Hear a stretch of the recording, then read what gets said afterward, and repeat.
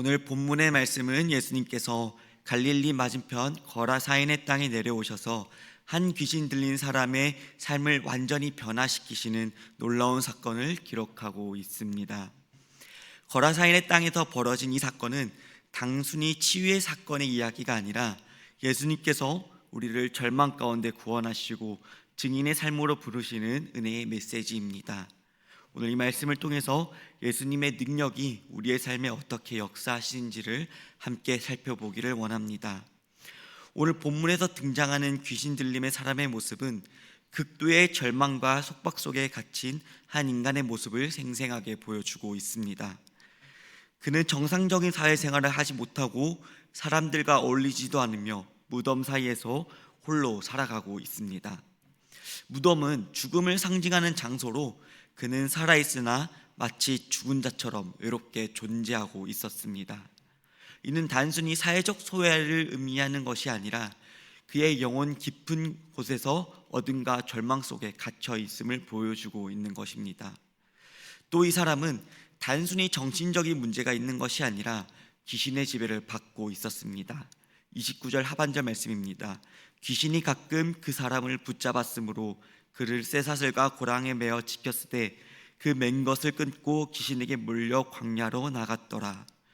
오늘 본문은 그가 여러 번 귀신에게 사로잡혀 있었으며 사람들이 그를 쇠사슬과 고랑에 묶어두었으나 그것을 끊고 광야로 나갔다고 기록하고 있습니다. 이는 단순히 인간의 힘으로 그 사람을 통제할 수 없을 정도로 강력한 귀신의 지배를 받고 있었음을 보여줍니다. 사람들이 그를 붙잡아 두려 했지만 그는 끊임없이 스스로를 파괴하고 스스로를 더욱 깊이 절망 속으로 빠져들었습니다. 이처럼 그 사람은 자유를 얻고자 몸부림쳤지만 오히려 더 깊은 속박과 그 속박 속에 갇혀버리는 악순환을 반복하고 있었습니다. 이러한 모습은 우리의 인간의 본성을 반영하고 있습니다. 우리는 때때로 세상의 유혹과 죄의 힘에 사로잡혀서 스스로 통제할 수 없는 상태에 빠지기도 합니다. 과거의 상처와 죄책감, 실패로 인해 깊은 절망과 고통 속에서 살아갈 때가 있습니다. 우리가 스스로의 힘으로 이 고통 속에서, 이 절망 속에서 벗어나려고 노력하지만 우리의 자신의 능력만으로는 결코 자유를 얻을 수가 없음을 우리는 알고 있습니다. 특히 요즘 사회 속에서는 우리는 더욱더 다양한 형태의 속박 속에서 살아갑니다. 중독, 우울, 불안, 관계의 상처, 성공에 대한 집착 등 그 많은 것들이 우리를 사로잡아서 우리의 삶을 지배하려 합니다. 이처럼 우리의 영혼이 무덤과 같이 차갑고 어두워질 때 우리는 마치 이 귀신 들린 사람처럼 세상과 단절된 것과 같은 그러한 느낌을 받을 수 있습니다. 그러나 성경 말씀은 이러한 절망의 현실 속에서도 하나님께서 결코 우리를 잊지 않으신다고 말씀하십니다. 오히려 우리가 가장 어두운 순간에, 가장 깊은 순간에 있을 때 예수님께서 찾아오셔서 우리를 자유케 하십니다. 우리가 스스로 빠져나올 수 없는 죄와 속박의 굴레 속에 있을지라도 예수님께서는 그 모든 사슬을 끊으시고 우리를 회복시키실 수 있는 그러한 능력을 가지고 있으십니다. 바로 그 어두함 가운데서 예수님께서 놀라운 능력과 권위를 나타내십니다.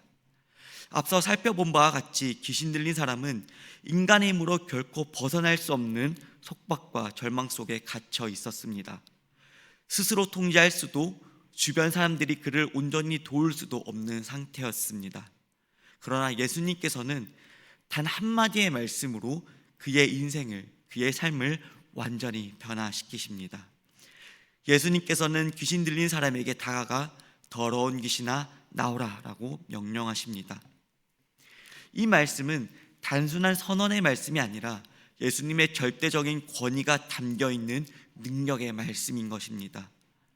우리가 성경을 보다 보면 예수님께서 어떤 기적을 행하실 때 많은 경우 직접적인 말씀을 통해서 역사하실 때가 많습니다. 창세기에서도 하나님께서 말씀으로 세상을 창조하셨듯이 예수님의 말씀은 단순한 소리가 아니라 실제하는 능력이 있으며 그것을 듣는 자들에게 즉각적인 변화와 역사를 일으켰습니다.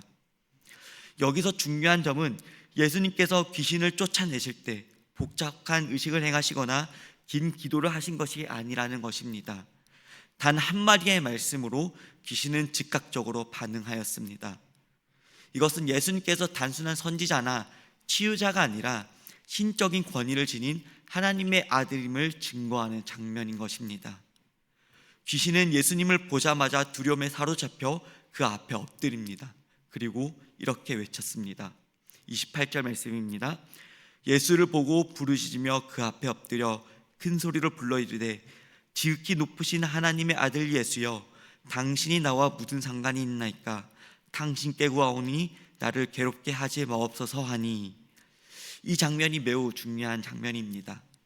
귀신들은 이미 예수님이 누구신지, 예수님이 어떠한 분인지 정확히 알고 있었다는 것입니다. 그들은 예수님의 신성과 권위를 인정하며 스스로 두려움에 떨었습니다. 예수님께서 자신들을 멸하실 힘을 가지셨다는 것을 너무나 잘 알았기 때문입니다.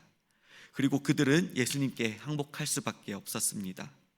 그리고 귀신들이 돼지떼로 들어간 것도 우연한 사건이 아니었습니다.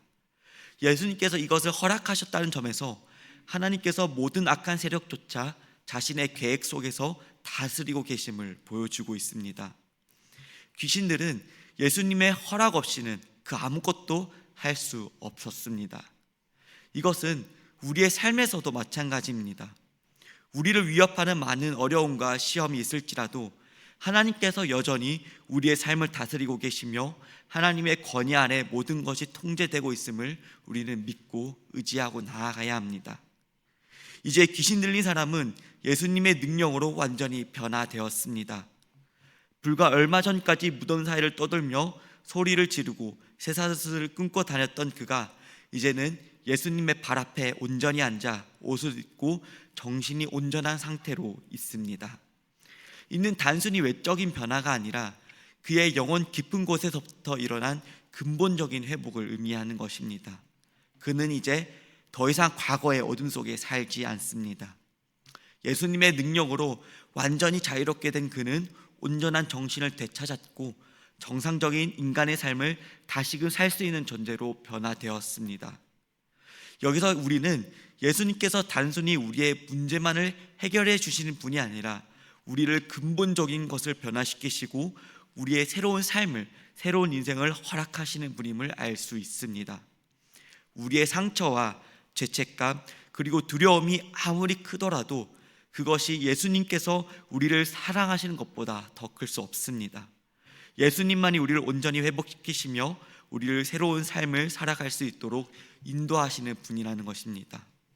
예수님께서는 그를 변화시키신 이후 그는 자연스럽게 예수님을 따라가고 싶어 하였습니다. 자신을 구원해 주신 예수님 곁에 머물며 계속해서 예수님과 함께하고자 했습니다. 그러나 예수님께서는 그에게 이렇게 말씀하십니다. 우리 마지막 39절 말씀은 함께 읽겠습니다. 집으로 돌아가 하나님이 내게 어떻게 큰 일을 행하셨는지를 말하라 하시니 그가 가서 예수께서 자기에게 온 성내에 전파하니라. 아멘. 예수님께서는 그가 예수님과 함께 머무르는 것이 아니라 자신이 변화된 증거를 가지고 세상 속으로 나아가기를 원하셨습니다.